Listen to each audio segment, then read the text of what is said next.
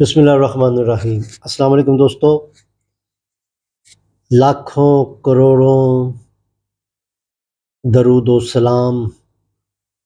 میرے آقا صلی اللہ تعالیٰ علی حبیبہ محمد وعلی آلہ وسلم۔ آج سیرت النبی کے سلسلہ میں ہاتھی والوں کا واقعہ پیش کرنے کی کوشش کروں گا۔ یہ واقعہ، اس کا ایک ذکر قرآن پاک کی سورہ فیل کے نام سے، اس میں بھی اس کا ذکر موجود ہے، لیکن واقعاتی طور پر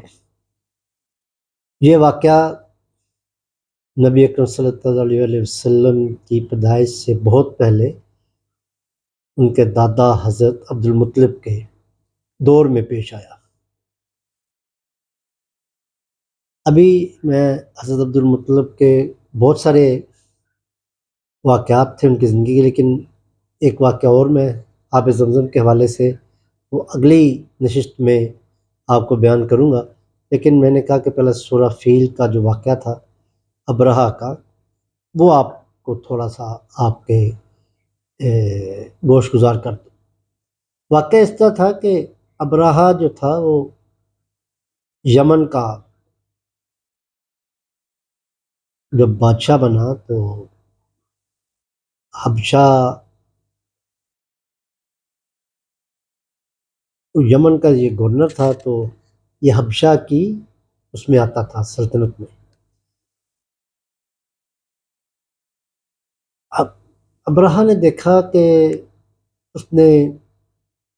کہ یہاں پر بھی ایک عبادت گاہ تعمیر کی جائے، گرجا گھر بنایا جائے اس طرح کا جیسے کہ مکہ میں ہے، وہ لوگ اس کی، جو عرب کے لوگ ہیں، اس کی زیارت کو آیا کرے۔ اس نے گرجا بڑی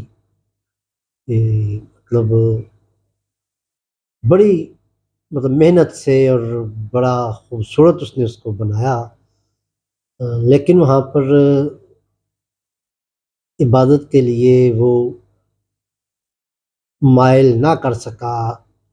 عرب کے لوگوں کو۔ اب اس کے ذہن میں یہی بات آئی کہ کچھ بھی ہو طریقہ، اس کو جو ہے وہ کعبہ کو خدا نخواستہ اس کو تباہ کر دیا جائے، تاکہ جب یہ نہیں ہوگا تو لوگ پھر اس کے گھر کی طرف، اس کی زیارت کی طرف آئیں گے۔ تو یہ سوچ کر اس نے اپنے مشیروں سے اور عرب کے دوسرے لوگوں سے مشاورت کی، لیکن کسی نے بھی اس کو اس کی حوصلہ افزائی نہیں کی کہ آپ یہ کام کریں۔ بہرحال جب وہ مکہ کی طرف نکلا تو رستے میں ایک دو مقامات پر اس کے ارادے کو جان کر مٹ بھیڑ بھی ہوئی، لیکن وہ اس نے اس پہ قابو پا لیا۔ پہنچتے پہنچتے جس وقت وہ طائف میں پہنچا تو طائف کے سرداروں نے سمجھا کہ کہیں یہ نہ ہو کہ انہوں نے اپنا ان کا بت تھا طائف کا لات، تو کہیں اس کا بھی ایک انہوں نے بنایا ہوا تھا محبت خانہ، کہیں اس کو تباہ نہ کر دے، تو انہوں نے اپنا ایک بندہ اس کے ساتھ کیا کہ آپ کو ہم مکہ کا صحیح رستہ دکھاتے ہیں، جہاں پر وہ یہ عبادت گاہ ہے عربوں کی، جہاں پہ سب لوگ جو ہے وہ اس کی زیارت کے لیے دور دراز سے لوگ آتے ہیں۔ ابرہہ جب مکہ کے قریب پہنچا تو اس نے مکہ سے اور کعبہ سے کچھ فاصلے پر اپنے ڈیرے جما لیے اور چاہا کہ لوگوں کو مشاورت کے لیے یہاں بلایا جائے، جو ان کے سردار ہیں مکہ کے۔ تو اس نے اپنا ایک کمانڈر بھیجا جو وہاں پر کیا کہتے ہیں اس کو، مکہ کے سرداروں سے ملا، تو وہ کوئی اس کے ساتھ جانے کی اس نے حامی نہ بڑھی، تو وہ ان کے مال مویشی جو تھا وہ ہانکتا ہوا ابرہہ کے پاس لے گیا۔ ابرہہ نے چاہا کہ اب یہ اپنا مال مویشی لینے یا اپنے کعبہ کو بچانے کے لیے کوئی چارہ کریں گے، تو اس نے پھر ایک ان کو موقع دیا کہ آپ کا کوئی سردار ہے جو میرے سے اس معاملے میں مذاکرات کرے، ہم خون بہانا نہیں چاہتے ہیں اور چاہتے ہیں کہ یہ خوش اسلوبی سے اس معاملے کو ہم طے کر لیں اور آپ لوگوں کو آپ کے مال مویشی واپس مل دیں۔ اب کہتے ہیں کہ عبد المطلب اکیلے یا اپنے چند مکہ کے سرداروں کے ساتھ جب ابرہہ کے پاس پہنچے تو ابرہہ ان کی شخصیت سے بہت متاثر ہوا، اس نے وہ ان کے احترام کے لیے اس نے اپنے آپ کو مجبور پایا کہ اپنا وہ تخت چھوڑ کر ان کے ساتھ قالین پر بیٹھا۔ ابرہہ نے جب بات شروع کی تو اس نے کہا کہ میں اس ارادے سے آیا ہوں۔ تو عبد المطلب نے کہا کہ آپ میرے جو 200 اونٹ لے آئے ہیں وہ دے دیں۔ ابرہہ کو بڑا عجیب لگا، اس نے کہا کہ آپ اپنے اونٹ لینے کے لیے آئے ہیں؟ تو آپ کو اپنے جہاں پر آپ عبادت کرتے ہیں آپ کو اپنے کعبہ کی کوئی فکر نہیں ہے؟ تو یہاں پر عبد المطلب نے کہا ابرہہ سے کہ ان اونٹوں کا مالک میں ہوں، تو میں تو یہی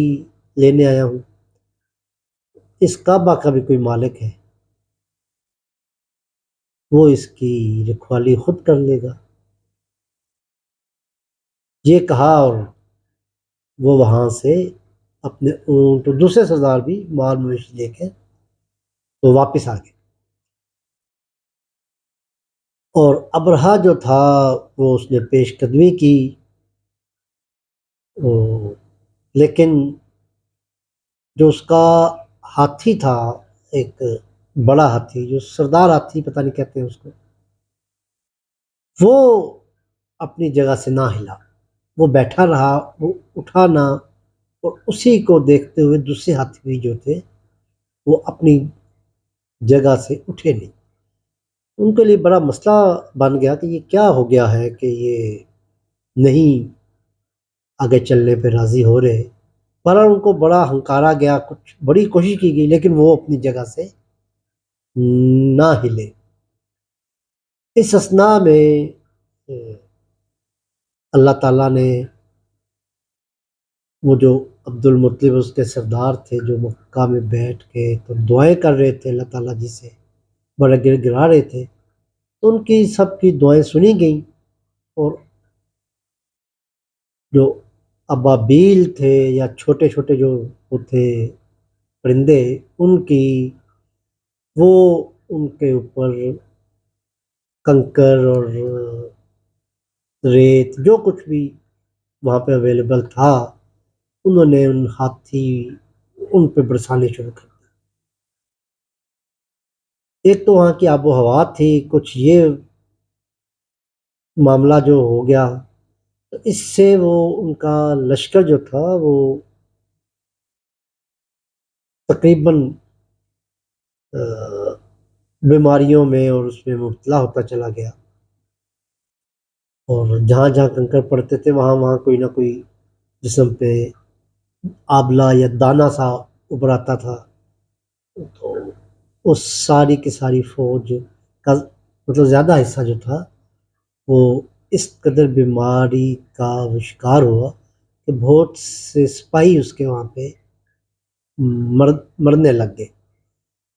اس نے جب یہ کیفیت دیکھی کہ یہ تو نہ ہاتھی ہل رہے ہیں اور فوج میری جو ہے وہ بدزن ہو گئی ہے، تو اس نے ابرہہ نے واپسی کا ارادہ کر لیا، کیونکہ وہ بھی اس آب و ہوا سے متاثر تھا، تو واپس پہنچتے پہنچتے وہ یمن میں پہنچتے پہنچتے اس کا بھی انتقال ہو گیا۔ اس واقعے کو عرب کے لوگ بڑی اس کو انہوں نے یاد رکھنے کے لیے ہاتھی والوں کے سال کے نام سے اس سال کو منسوب کر دیا،